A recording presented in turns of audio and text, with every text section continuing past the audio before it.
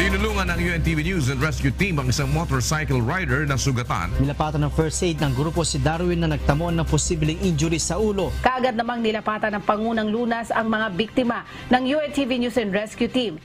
Itong World First Aid Day ito ay isinasagawa tuwing second Saturday of September.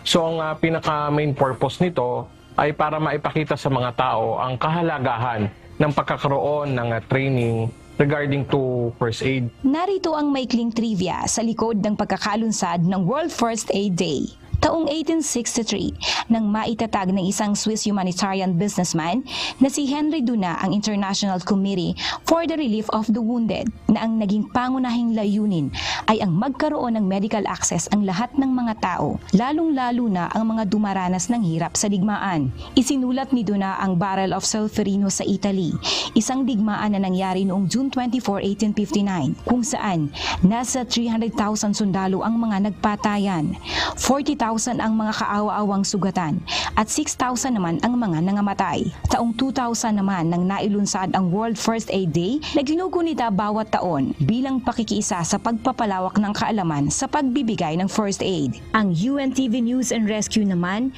ay patuloy ang ginagawang pagbibigay ng libreng pagtuturo ng first aid. Hindi lang tuwing World First Aid Day tayo nagkasasagawa ng libreng training patungkol sa first aid.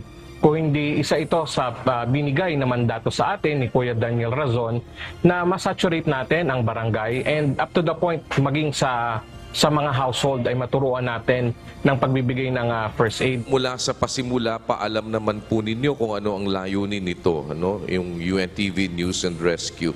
Patuloy natin pong pinalalawak dahil doon sa paglawak din naman ng pangangailangan, lalo na sa mga panahon po ng mga kalamidad.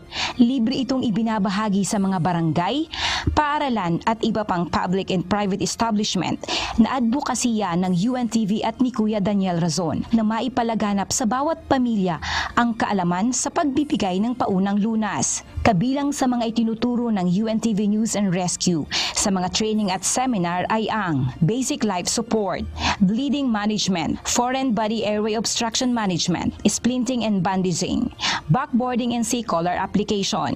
UV Saplad, UNTV News and Rescue. Diyos ang aming sandigan, serbisyo publiko ang aming pinahahalagahan.